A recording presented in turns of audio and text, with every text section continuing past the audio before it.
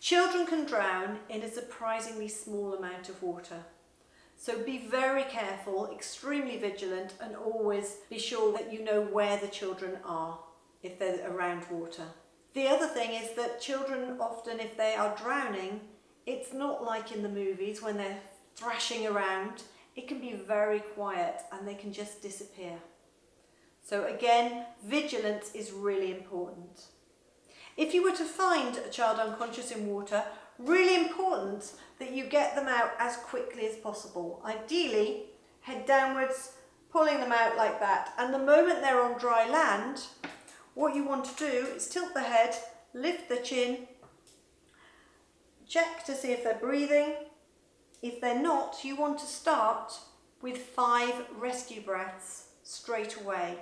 And hopefully those rescue breaths will end up stimulating the brain. The carbon dioxide in your breath that you're breathing out can stimulate the respiratory centre in the back of their brain and cause them to start breathing, which is great. So 5 breaths.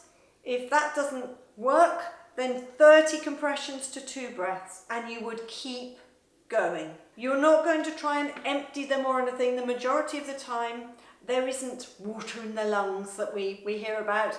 It's just the fact that it's like a suffocation that's happened when they've drowned. So keep doing the CPR, get help on the way. If somebody can bring a defibrillator, that would be fantastic. You need an ambulance fast, and you keep resuscitating. And hopefully they will come back. The chances of coming back from drowning, if you're pretty quick getting them out, are pretty good. Make sure you keep them warm because they'll be cold having come out of water. And if you have had to resuscitate someone, or if someone has been unconscious in water, really important you look out for secondary drowning, and that they are always checked out in a hospital so that they can ensure that there aren't any signs of secondary drowning. Secondary drowning occurs when there's inflammation in the lungs as a result of what's happened in the water, and that causes the lungs to start secreting fluid, which causes this secondary drowning, and that can be fatal.